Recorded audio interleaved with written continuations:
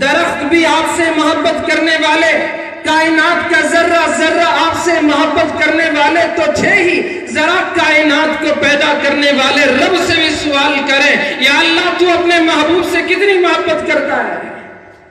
اللہ کہے گا کیا تم قرآن نہیں پڑھتے؟ پڑھو میرے قرآن کو، میں نے کبھی میرے محبوب کو نام سے بھی نہیں پکارا، میں نے کبھی قرآن میں یا محمد نہیں کہا، میں نے جب بھی میرے محبوب کو پکارا ہے، میرے محبوب کو بلایا ہے، کبھی کہا یا ایھا المزمل، کبھی کہا یا ایھا المدثر، کبھی یاسین کہا، کبھی طٰہٰ کہا، اور کبھی میں نے میرے محبوب کے چہرے کی قسم اٹھائی اور کہا والضحیٰ، میرے محبوب تیرے روشن چہرے کی قسم، اور کبھی میرے محبوب کے زلفوں کی قسم اٹھائی اور کہا واللیل اذا سجا، میرے محبوب تیرے ان نورانی چمکتی ہوئی کالی کالی زلفوں کی قسم۔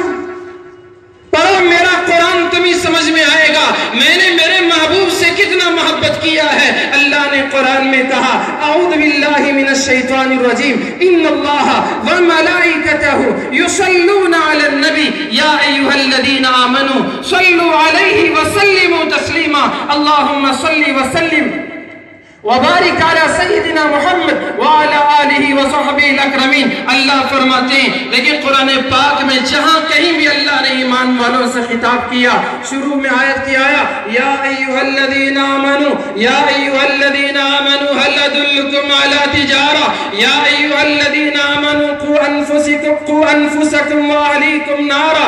بے شمار جگہ اللہ نے یا ایھا الذین جہاں بھی کہا، وہ آیت کے شروع میں کہا، ایک واحد آیت ایسی ہے جس کے شروع میں اللہ نے یا ایھا الذین آمنوا نے کہا، بلکہ وہاں شروع کی آیت ان اللہ، بے شک اللہ، وملائکتہ، بے شک اس کے فرشتے، یصلون علی النبی، اپنے نبی پر درود بھیجتے ہیں۔ پھر اللہ نے آیت کے درمیان میں مسلمانوں سے کہا یا ایھا الذین آمنوا۔ علماء تشریف فرمائیں، حفاظ موجود ہیں، پوچھیں جہاں بھی یا ایھا الذین آمنوا آیا ہے وہ آیت کے شروع میں آیا ہے، لیکن یہ ایک واحد آیت جہاں محبوب کے درجات کو اللہ پاک بیان کرنا تھا، اپنی محبت محبوب سے اظہار کرنا تھا، اللہ نے وہاں شروع میں یا ایھا الذین آمنوا خطاب نہیں کیا، پہلے ان اللہ وملائکتہ، پھر حکم دیا یا ایھا الذین آمنوا، اے ایمان والو میں بھی درود بھیجتا ہوں، میرے فرشتے بھی درود بھیجتے ہیں، صلو علیہ، تم بھی میرے نبی پر درود بھیجیں۔ سب پڑھیں اللہم صلی علی سیدنا ونبینا وشفیعنا وحبیبنا وسندنا ومولانا ومرشدنا وطبیبنا وطبیب قلوبنا محمد وعلی آلہ وصحبہ الاکرمین۔ اللہ سے پوچھتے ہیں، اللہ کا جواب قرآن میں تلاش کرنے کے لیے اللہ سے جواب ملتا ہے۔ اللہ نے فرمایا اعوذ باللہ من الشیطان الرجیم قل، میرے حبیب آپ فرما دیں ان کنتم تحبون اللہ، اگر تمہیں دعویٰ ہے اللہ کی محبت کا، فاتبعونی، تو تم میری اتباع کرو، پیغمبر کی مانو، پیغمبر کے بتائے ہوئے راستے پہ چلو، پیغمبر کی اتباع کرو، پیغمبر کی تابعداری کرو، تمہاری زندگی کا اٹھنا بیٹھنا، تمہاری زندگی کا سونا جاگنا، تمہاری زندگی کے غم اور خوشی کے ایام، تمہاری زندگی کے تمام معاملات جب تک محبوب کے میل نہ کھائیں اس وقت تک تم خدا کی محبت کا دعویٰ بھی نہ کرنا۔ اگر یاد رکھو تم نے میرے محبوب کو اپنا متبوع بنایا، اپنا متبع بنایا، اپنا قائد تسلیم کر لیا، اپنا رہبر تسلیم کر لیا، تو پھر اللہ کا جواب بھی سنو۔ اللہ کہتا ہے تمہیں کیا مجھ سے محبت کا دعویٰ ہے، میں خود رب العالمین ہو کر تم سے محبت کا دعویٰ کروں گا۔ یحببکم اللہ، تم میرے محبوب کا اتباع کرو، میں خود تم سے محبت کروں گا۔ اتنا ہی نہیں، تمہارے گناہ درخت کے پتوں سے زیادہ کیوں نہ ہو، تمہارے گناہ بارش کے خطروں سے زیادہ کیوں نہ ہو، تمہارے گناہ زمین کے ذرات سے زیادہ کیوں نہ ہو، او میرے بندو تم میرے نبی کی اتباع کرو، وَيَغْفِرْ لَكُمْ ذُنُوبَكُمْ، اللہ تم سے محبت بھی کرے گا اور میں تمہارے تمام گناہوں کو معاف بھی کر دوں گا۔ واللہ غفور الرحیم، اور اللہ معاف کرنے والا بھی ہے اور رحم کرنے والا بھی ہے۔ حاضرین گرامی، اللہ تبارک و تعالیٰ نے اپنے محبوب سے محبوبیت کے اظہار کا انداز بھی نرالا اپنایا.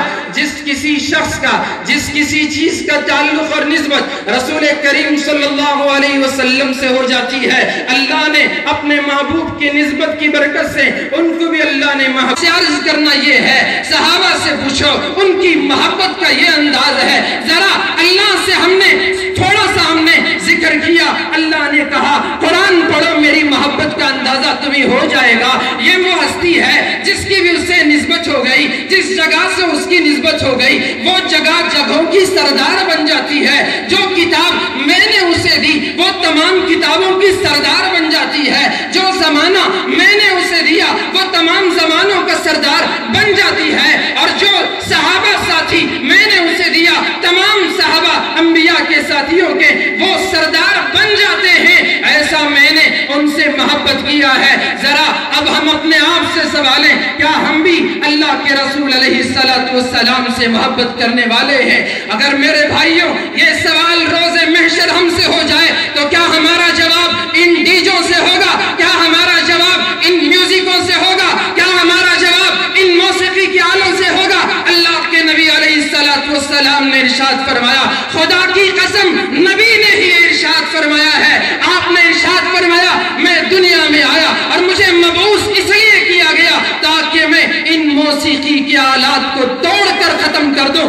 آج ان کے نام لینے والی امت، آج ان کی غلامی کا دم بھرنے والی امت، میں اور آپ ذرا اندازہ لگائیں کیا منہ دکھائیں گے اس بلال حبشی رضی اللہ تعالیٰ عنہ کو جنہوں نے مدینہ صرف اس لیے چھوڑ دیا جب بھی اشہدو ان محمد رسول اللہ وہ پڑھا کرتے تھے اذان میں، نبی کا چہرہ دیکھ کر گواہی دیا کرتے، اب نبی کا چہرہ نظر نہیں آتا. آخر میں وہ کیسے داغ لا سکتا ہوں؟ اس لیے انہوں نے مدینہ چھوڑ دیا. وہ عاشق رسول، وہ صحابہ، وہ صحابیات کے سامنے کیا منہ دکھائیں گے؟ مسلمانوں ذرا سمجھو، واقعی اگر نبی سے محبت ہے میں آپ سے کہوں گا، اللہ کے نبی نے فرمایا انما بعثت لیتمم مکارم الاخلاق، میں تو بلند اخلاق کے تتمے کے لیے، مکمل کرنے کے لیے دنیا میں مجھے اللہ پاک نے بھیجا ہے. میں آیا ہوں اخلاق کا مظاہرہ کرنے کے لیے.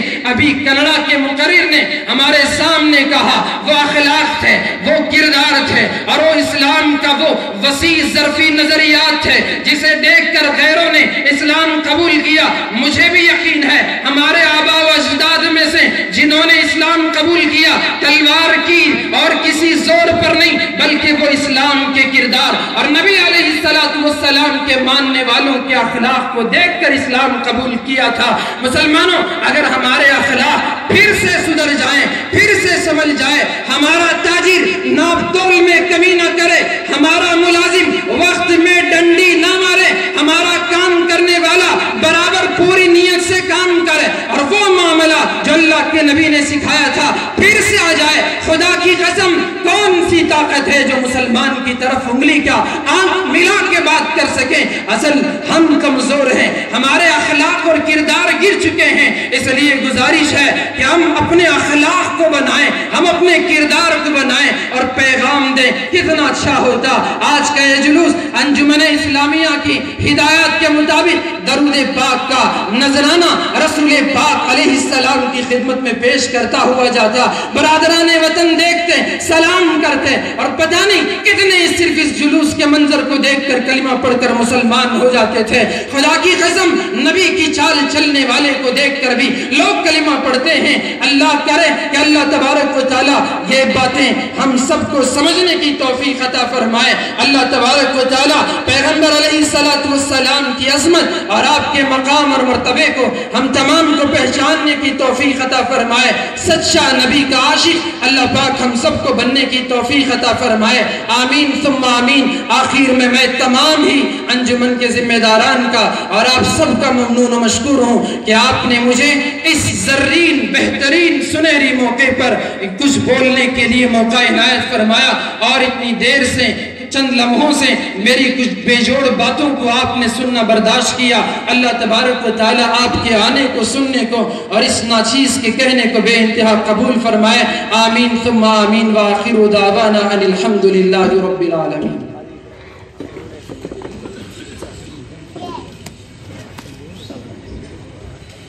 بہت بہت شکریہ جناب مولانا مولوی محمد عتیق الرحمان رشادی صاحب کا